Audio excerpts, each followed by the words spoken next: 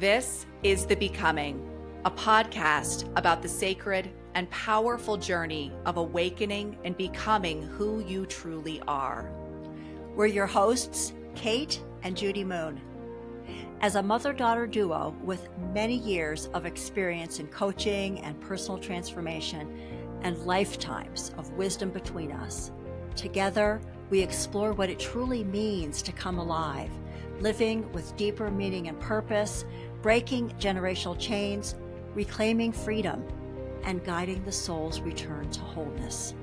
Through soulful conversations about healing, transformation, and the power of MDMA-assisted therapy, along with raw, behind-the-scenes reflections and insights that illuminate the path forward, we invite you into a journey that's not just about healing your past. It's about breaking through the invisible barriers that have kept you stuck and finally stepping into the life you've always known you were meant for. Whether you're in the middle of a heartbreak, an awakening, a breakdown, or a breakthrough, you're not alone. This is The Becoming. Hello and welcome back to The Becoming. We are Kate and Judy Moon. And we are really excited about today's episode. We are. So over the last couple of episodes, we've really been sharing from our heart about who we are, what we're all about, and what lights us up. And we felt like it was really time to pull the curtain back and share how we work with our clients in a very, very unique way that you may not actually be aware of. So here we go. So before we dive in, I'm going to go ahead and read a brief disclaimer. This podcast is for educational, harm reduction, and storytelling purposes only. We're sharing our own personal experiences and perspectives, and nothing you hear should be taken as medical advice or a recommendation. MDMA remains a controlled substance outside of approved research and clinical settings. If you feel called to explore this kind of healing, do your own research, seek out safe avenues, and above all, trust your own intuition. So what we are here to share with you today is all about the transformational power of MDMA-assisted therapy. So this is a healing modality that the two of us actually didn't know really anything about until it came into our awareness. It was shared by a friend, and we had our own experiences with it. And even leading up to our own journeys, we both started to get a real sense like, ooh, I think this is going to be a game changer. And I have a feeling that this is going to be something that we're going to want to do with our own clients. Like what could the possibilities be? Yeah. And we were really excited about that for ourselves and thinking ahead, as you said, Kate, as to what this might do for other people too, how we might be able to serve other people. And it was above and beyond anything I possibly could have imagined or expected for my own self in my own experience. And as we then took this to clients that we had previously worked with, that was, how we started to kind of come out of the gate with this. We worked with people that we had worked with for some of them many, many years. And then we've become more and more public about this work. And what we have seen is that our clients are sharing that this is one of the most important, impactful, and transformational and meaningful experiences of their lives thus far. Like we're talking up there with giving birth to a child, getting married. Like this is one of the biggest game-changing moments for them. I'm going to go out on a limb. Let's do it. And I'm going to say that every single one of our clients has said this absolutely has been a huge shift and game changer. I mean, we're talking about what they're able to now access within themselves, what their lives are showing up as, how they feel, their relationships, because they've really done the deep work and been able to access so much that's within them that they knew that was always there, but never could access. We have clients who have come to us who have been in therapy for literally decades. I mean, we're talking, there are two in particular I'm thinking of right now. 30 years. That both been in therapy for over 30 years. Yeah. And both of them have shared that they, even just in one single or two journeys, that they got to more healing and understanding and peace within themselves than they did in the 30 years combined of all of the previous therapy. And that they cannot imagine ever having those kinds of results No. within the therapy model because it wasn't ever happening. They were just like standing still, repeating the old patterns. There was no breakthrough, nothing happening. Well, and I really relate to this because the two of us, we both done a myriad of various healing, coaching, therapy methods and modalities, and nothing has come even close to touching the kind of transformation that we've both experienced here. No, it hasn't. So let's talk about on a practical level. So MDMA is what a lot of people will commonly think of as Molly or ecstasy, but MDMA is the pure version. So a lot of what people think of with ecstasy or Molly is that it's like, oh, I thought it was a party drug. Party drug. It's like to go and have fun at a rave. Well, that's what I first thought when we heard about it. Yeah. I remember back in the 80s, people were, going to raves. They still are. They still are. Maybe it still is a party drug, but the version, pure MDMA is pure MDMA. Yes. It's not cut with anything else. And in fact, most ecstasy and Molly that you would typically get on the street it's usually mixed with oftentimes bath salts or methamphetamines. Which is like, oh my God. So that's, that's why, it's so funny because I had never done it recreationally. We've had clients that have, and then have also done it therapeutically. And they say it's wildly different. It's like it's not even in the same category. Well, this right here, Kate, it's not in the same category when you do it therapeutically with a coach, a trained coach who actually is able to guide the process through the hours that we sit with people. Yeah. So what we're talking about, this particular healing modality, this isn't about popping a pill or popping a drug and having a quick fix. What we combine the MDMA with this, the medicine of the MDMA is with a very deep guided coaching experience. And why this works is because what MDMA does within the nervous system. And this is really important to understand because we have this part of us that we've both really recognized very profoundly that we are all wired for survival. Number one, this physical body, it wants to stay physical in this time and space. It wants to stay alive, and it will do just about anything in order to stay alive. It will. But then we have another part of us. This part of us that is like the soul, this spirit, this aliveness, this humanness that wants to experience more life, more growth and more experiences. And so there's like a conundrum here because we're wired for safety, but we're also wired, shall I say, for transcending. It reminds me of that beautiful quote from the Talmud that says that every blade of grass has an angel leaning over it, whispering, grow, grow, grow. We're meant to grow, Kate. We're meant to grow. We're not meant to stand still. We're not meant to just stay safe. No. But our nervous systems will do anything to keep us safe. Yes, they will. Is the whole problem. Yeah. I will say, and so that's why so many healing modalities or therapy, coaching, that's why they fall short. That's what we've really come to understand is absolutely, and experienced ourselves. It's like you have something hitting up against a brick wall. You can only get so far because actually the nervous system and the brain is blocking the healing. It's blocking the transformation. It's blocking the change. It's blocking the access to change. Yes. Is what it's doing. Yes. So here's the deal. The very cool thing is that we have this part of our brain, the amygdala.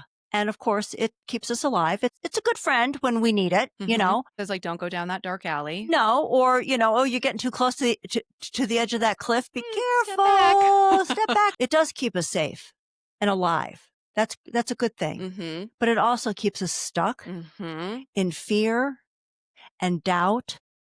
And our old stories. Yes, our old patterns. And in paralyzation often. Something that we say a lot is that the gravitational pull to our old life and to the familiar is so strong. Because it's safe. Yeah. We know it. We've done it. We've been it. There's no threat. And even if it feels really uncomfortable, like right now, if you are challenged in some particular area of your life and it feels uncomfortable as hell, there's still a part of you that feels comfortable with it because it's known, because it's familiar. And we will retreat back to that comfort. Yes, If given the opportunity, 99% of the time, we will retreat back. 100%. Or we'll take some steps forward and then we'll take more steps back. Yes. But here's the beauty that I didn't know about with MDMA is that it actually quiets the amygdala so that all that fear and hesitation and protection is just quieted. It's relaxed. It's not like this big flashing red light, alert, alert, alert. So when we're in the medicine, we are able to access the peace and the truth and just some calm. We are not in this alert state. The amygdala just kind of goes over there, takes a little nap over there on the side. And then we're able to access so much of what would normally stop us. Yeah. And that does stop us. That does stop us. And it's all the old stories. And it's like, oh my gosh, we begin to connect the dots. Well, that's why I have been terrified and I have not stepped forward. Or, my childhood, I believe that, X, Y, and Z oh my gosh, here's the story that I've been running. I didn't even realize that I was believing these lies about myself. And also, and this is a real thing, obviously, the trauma of life. We talk about the big T's. We talk about the little T's. A big or a little, there's still the T's. They're the traumas. So the big T's, it's someone dies. Someone gets in a major, major accident and they're in the hospital for 3 months or something. Trauma. Physical abuse, sexual abuse. Yeah, exactly. I mean, a major car accident, a child dies. I mean, someone going to war, literally, the PTSD of like going to Iraq or Afghanistan, and Vietnam. You've got the war itself, and then you've got the PTSD when you come back home. So those big T's, we all relatively recognize, and we give them the honor somewhat that they're due.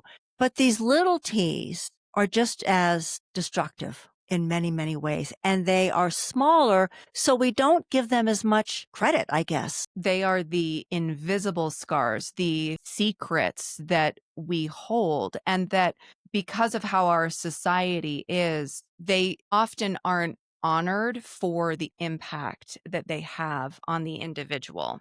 It's kind of like the slow drip method in a way. It's kind of in the background all of the time. Yeah. And so what these can look like is being raised by a parent who has a personality disorder. It could be raised by a narcissist parent. It could be someone who is an alcoholic. Yeah. It could be borderline disorder. Yep. It could be someone who experiences a tremendous amount of emotional neglect, but the cognitive dissonance is that they have a roof over their head and they have food on the table. So how can they complain? That doesn't really look like abuse, exactly. But it's deep neglect, and it leaves deep psychological scars. But oftentimes that's what goes unnoticed and unseen. And what we actually often do for ourselves is we deny the impact that they've had. We do. We downplay or we literally deny that they did have an impact when in fact they're really what's been running the show under the surface all along. And causing tremendous damage. Tremendous. Over time. Yes. Tremendous damage. And they also are the family secrets that are kept. Yes. And that we're uncomfortable with and that we adapt ourselves to because we want to still feel safe within the family. That's what children want to do. They need it. They require it. They require it. And so the family secrets are the little T's that over time really can have a destructive effect on people. And so this, whether we're talking big T or little t, this gets absorbed into our nervous system. It literally shapes how our brain has developed. And so the brilliance of the medicine of MDMA is that the MDMA creates a tremendous amount of neuroplasticity in the brain. It allows the amygdala to go take a nap next door. So it quiets the amygdala, but it also gives us a tremendous boost of serotonin. which is the happy Hormone. hormone. Exactly. Yeah. And the other thing is that MDMA is what's called an empathogen. So technically, MDMA is classified in the psychedelic category, but it really is essentially misclassified because it's not hallucinogenic at all. Mm-hmm. So if you were to take ayahuasca, LSD, psilocybin, which is like Mm-hmm. magic mushrooms, ketamine, you're going to have a hallucinogenic experience. You're going to see You're things. going to see things, yes. But what's the experience with MDMA? How do you feel on MDMA? And what do you see? What do I see? Well, I see myself. I'm fully present with me. So you're not seeing anything hallucinogenic. No, no. And I'm feeling really, really good. I'm feeling love. I'm feeling peace. Mm-hmm. I'm feeling an openness, a curiosity, a relaxation, safety, very, very safe. Are you able to talk? Are you able to think? Are you able to communicate? Absolutely. Yeah. I'm very much myself. Very much myself, and actually even more myself, because there's this deeper place that I'm able to access that feels so safe. And I'm very curious about it, and I welcome it. I would even venture to say that we feel most like ourself. In fact, that we might feel like our very best self on MDMA. Absolutely. And one of the reasons is that a lot of the very human emotions that we all experience, fear, self-doubt, self-criticism, shame, we're able to bring a level of self-love and compassion to these dark, shadowed parts of ourselves that oftentimes we have been trying to push down and squelch and push to the side, Dismiss. Yeah. that they've been bubbling up. Like it's like the trap door inside of our soul that we've been trying to push this stuff down that we don't want to look at. And we suddenly realized like there was no need for the trap door to No, begin with. So we no. are able to actually love all of these parts of ourselves and bring a lot of understanding and compassion. Yeah. So we were talking about the gravitational pull of our old lives. Yes. There's a great analogy that whenever a rocket is about to be launched, there's the initial ignition that allows it to get basically to the Earth's atmosphere. But as the closer we get to the Earth's atmosphere, Mhm. the stronger the gravitational pull of the Earth is. And so in order to actually jet through that atmosphere, a booster rocket is required. And so it's what ignites as a second rocket to push Beyond that beyond the atmosphere. atmospheric pull. So Yeah. what we have felt is that MDMA is the booster rocket that allows us to get through the gravitational pull of our old life. Absolutely. Absolutely. And being able to access some of the difficult times in our lives, some of the things that have haunted us, whether it is big T, little t, whether it is any kind of abuse, whether it is just feeling not good enough or having honestly a narcissistic parent who was just destroyed basically our own self-image and was so constrictive that we're able to really see it for what it was and that it was never about us. It was never our fault. It was the adult the whole time, if we're looking at like a childhood situation. Yeah. Which is often where we need to go. Our childhoods, even in the best of families, quote unquote, that we all make up stuff about ourselves that the adults who've been raising us see in us and we take on, whether it's true or not. So it affects our self-image Absolutely. and who we believe ourselves to be, which is often incorrect. Yeah. It's often incorrect. It's often the adults' insecurities and traumas and all of the stuff that they've carried in their own lives that they're projecting onto us, and we take it on. In a previous episode, we were talking about Michelangelo and how he approached these sculptures that Yeah. he carved, and that he believed that the masterpiece already existed inside the block of marble, and it was his job to liberate it and essentially cut away and carve away everything that was not the masterpiece, that was not the David. You and I continually come back to this analogy because we feel so strongly that what this process has done for us, and we see it with our clients, is that it cuts away all of the parts of ourselves. It allows like these huge blocks of heaviness, the marble that Yeah. has been weighing us down, it just falls off.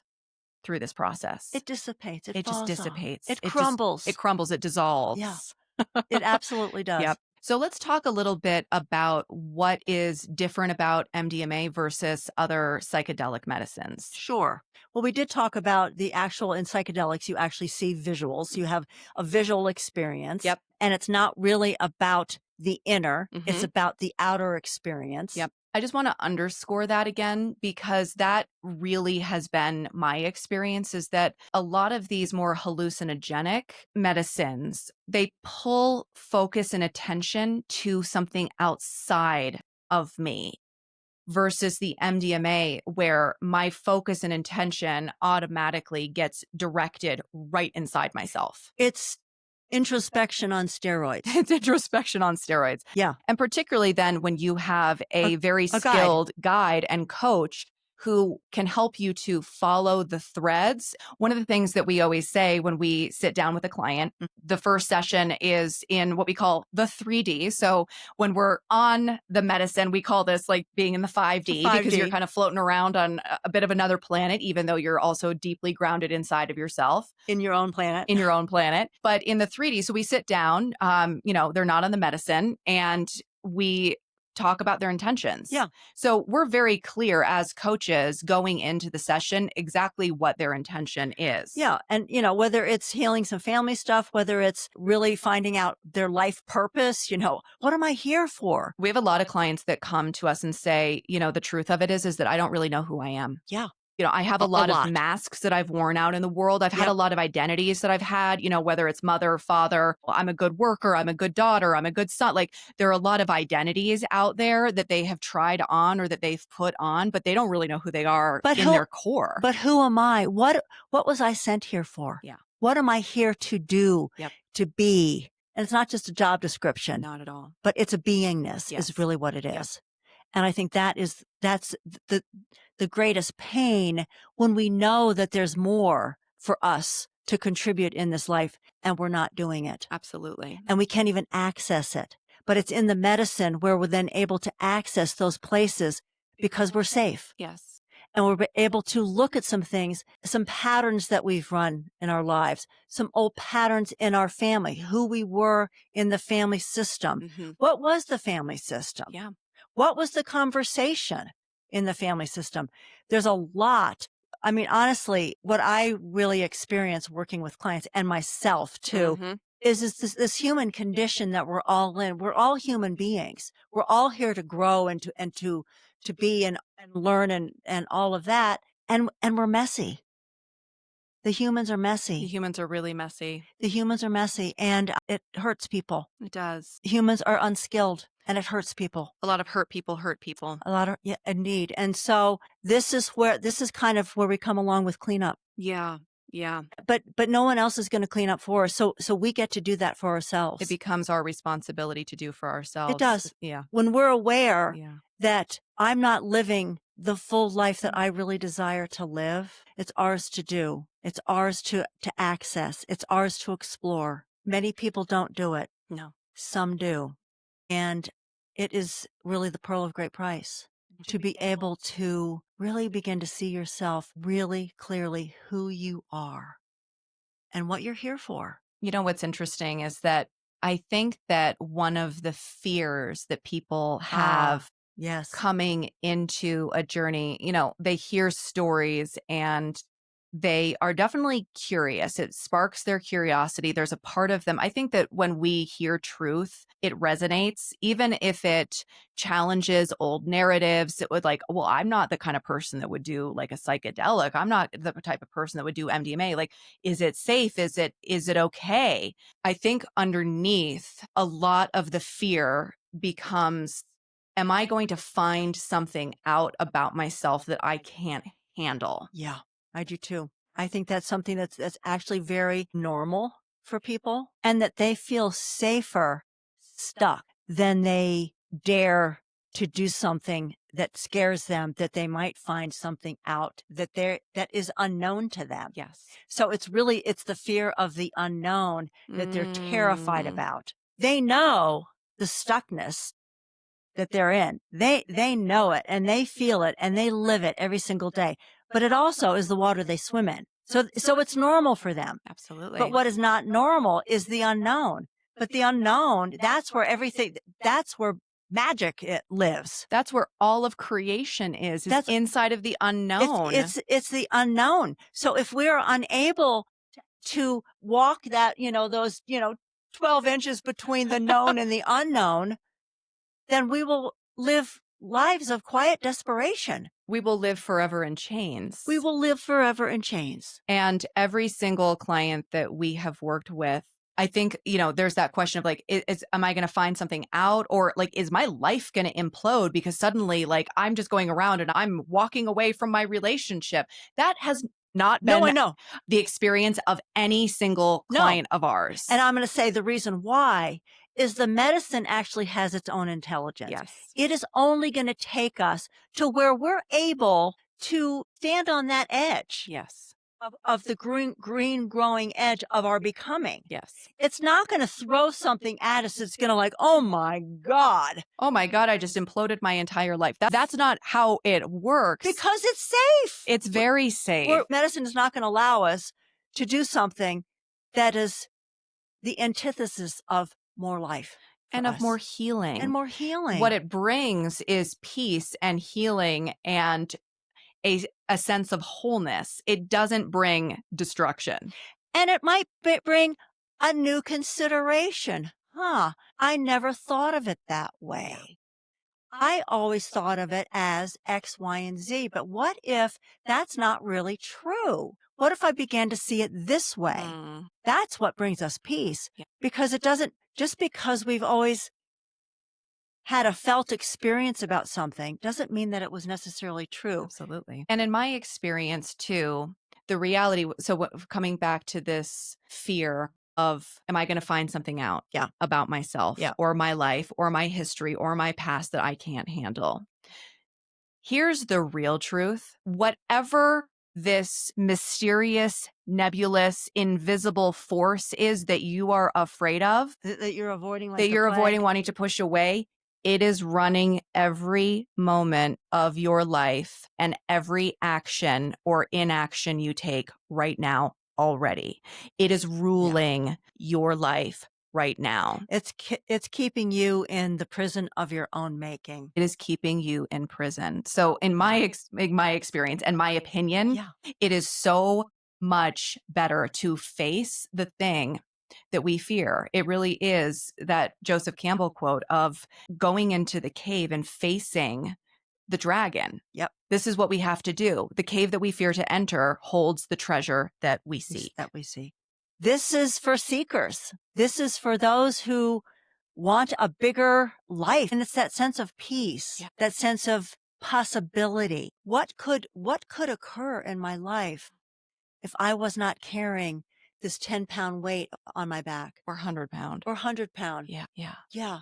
Who might I find myself to be? Yeah. So let's circle back for a moment, because we were talking about when a client comes to us and we sit down with them first with an intention about setting. Intentions. Yep. Then when we meet to go into the journey itself, I will also share, this is done virtually. We do this on Zoom. It is absolutely brilliant. It is genius. It is genius. And it works so well. much better. It works so much better. It works for everybody. It works for the client. It works for us. We can be in different cities. Yes. We can be in the same city. But guess what? Our clients are cozy on their couch. Yes. They've got their kitty on their lap and their puppy at their feet. They have their cozy blanket with them. They have their tea. Their tea and their electrolytes. They feel incredibly safe and comfortable. And that's part of the magic of it, is that the safer the client feels, the more willing and able that they are to go deep and to open up and to let go and trust. We're talking about the trust fall that's required. You're talking about the unknown. We're stepping into the unknown, and we are holding the container. We hold this safe container, like eyeball to eyeball. Literally eyeball to eyeball. Literally. For how many hours, Judes? 6. Yeah. Six hours. 6 hours. Usually 5 or 6 hours. It usually ends up being about 6 hours that we sit eyeball to eyeball, heart to heart with these incredible humans as they explore their deepest soul. Their deepest soul. It is They're extraordinary. as we bear witness to their lives Yes. and to their hearts and to their grief and to their joys, that we see them maybe for the first time that they've experienced being seen. And I've heard clients say that. Most of them say that. Yeah, because it's the beauty, and because the medicine is an empathogen, that the sense of heart opening and love is so expansive, that there's so much trust between us and our clients that we work with, that it's such a beautiful, it's so beautiful to witness. And it may sound crazy, 6 hours, but 6 hours go very quickly for the client, and they go actually surprisingly quickly for us too. I mean, we're in a different vortex for those. That's just really the truth. And we're not on the medicine, just for No, no, no, clarity. no, We're no, not on the no, no, medicine at no. all. We're not on the medicine. But I will say there's a way that it's almost like that we access like the energy of the medicine. Like we're just so connected in this vortex. It's like we match their frequency. We do. A very high frequency. We do. And we mirror back to them who they really are. Yeah. And we do get up and pee. And we encourage them to get up and pee and to make sure they're drinking water and electrolytes and tea. I mean, inside of the medicine, a lot of these human needs sort of get shut down. Like Yeah. you don't feel You don't really hungry, you care. don't feel tired, you don't really need to pee. You're We not do. going to miss lunch. You're so not going to want lunch. So let's talk for a moment about who this is really for, or what this helps to address for people. Well, originally, therapeutic MDMA was used for PTSD. Yes. And, And actually, we didn't even talk about sort of the history of this. So when did this become popularized? When was this being used? well, it was like in the early 80s, wasn't it? It was actually through the 60s and 70s. Oh, was it? Or that MDMA early? was being used with individuals, and actually specifically with a lot of couples inside of therapeutic communities. So a lot of therapists found, oh my gosh, this is You're right, I'm getting unbelievable breakthroughs for individuals, but especially for couples. For couples. Because you can imagine, in the 3D, in this world that we live in, there are a lot of things that couples can, lock horns Oh, yeah. around. But when you're in the medicine like MDMA and it's a pathogen, the love is bigger than the grievance. Then the blame and the criticism. You're also able to really put yourself in someone else's shoes, which is essentially The what definition of empathy. it's really what the human condition is missing. Yeah. If Would we you were able say? to do that a lot in Yeah. day-to-day life, I think this world would be in a very different place. And the medicine allows couples to do that. So we've also had Worked the with couples. privilege of working with Mm. couples. And let me tell, I just got chills Yeah. thinking about it. It's extraordinary what is. happens inside, like to see the bond and the closeness of like, oh my gosh, oh, that's right. We got married 35 years ago. And now I remember why. I remembered that I truly love you. I really do care about your needs. As Yes. it turns out. As it turns out. As it turns out. I know. So MDMA was used through the early 80s, and then Reagan came along With PTSD. with PTSD, with Yeah. couples, Yeah, trauma, but it was also exactly. being used just kind of as a more like garden variety, therapeutics. Yeah. And then Reagan came along and the war on drugs, and Mhm. it was classified as a Schedule I substance, which is truly devastating. There have been individuals who have been working for decades to get this legalized. There Again, is like a whole organization. it's called MAPS. It's a pretty Yeah. extraordinary organization. Yeah. And right now, MDMA is in stage 3 trials with the FDA. It Mhm. will be fully legalized. It will be controlled by the FDA in a really interesting format. Like, one thing we know for sure is that Big Pharma is going to make sure that they get their cut, that they get their that cut. they make billions of dollars off of this. Yes. And this is the Food and Drug Administration. Not the Food and Therapy Administration. So it's not going to be the way that we work, Kate. It's not going to be that way in terms of the therapeutic model.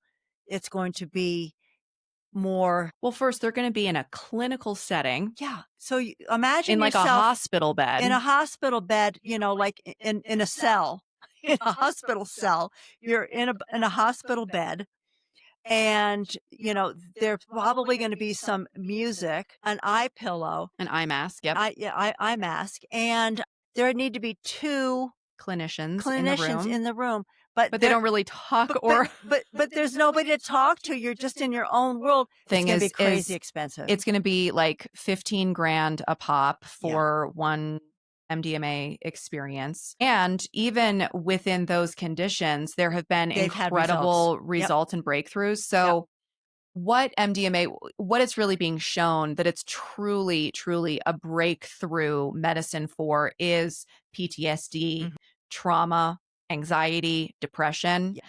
The other things that we're really seeing, and this is a good question that a lot of people have, is MDMA addictive? It's actually like the opposite of Mhm. addictive. And what I mean by that is that there are a lot of addictions that this helps to address. And the reason for that is that if we're talking about a drug or an alcohol or a sex or a food addiction, they're all different types of things that we as human beings loves to get addicted to. The real question is never why the substance, why the addiction, why the drug addiction. The question always is why the pain.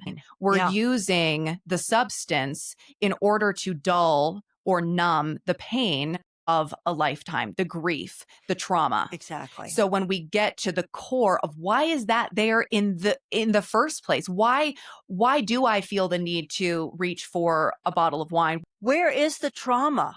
Where is the deep, deep, deep wound? Yeah, Because it's all trauma based. Any of those addictions are trauma based. they are. And so you get to the core of what the trauma is, then they're able to begin to address the trauma and heal from the inside out.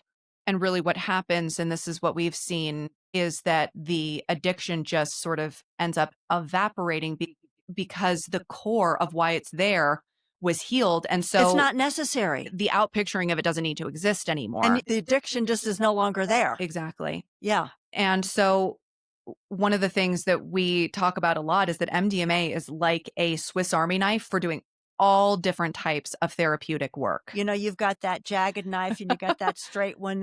You've got the nail file. You've got the, You have the tweezers. you can pull out anything. The toothpick. But it's really true what I said earlier about that the medicine has an intelligence of its own.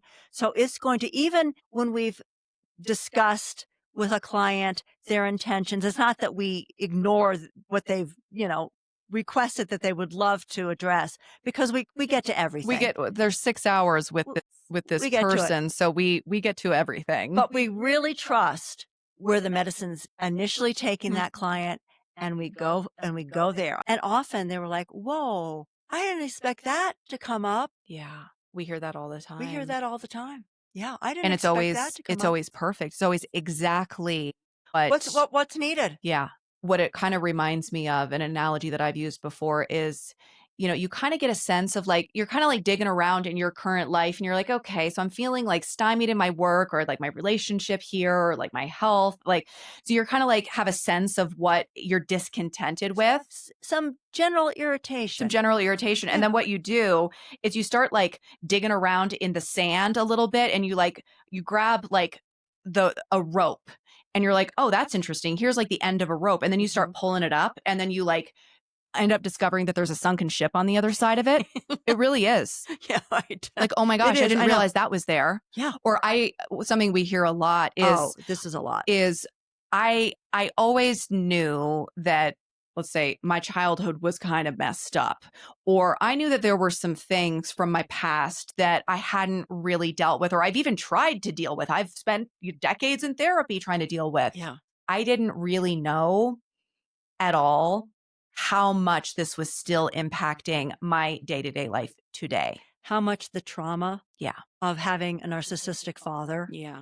really actually was, or the trauma of having a narcissistic father and your mother never protected you, the trauma of sibling abuse. We could name a million here. When one is living within it, and I'm sure you can recognize this, it's normal. And so when you're used to it, it's like a sand in your shoe or whatever that expression is. But what we hear so much is, I never knew how much it has really affected me, impacted me. Yeah. And that it still is impacting me today. And it's still impacting me today. And oh my gosh, I'm finally seeing it actually clearly for the first time. And I feel free from it for the first time in my life. Yeah.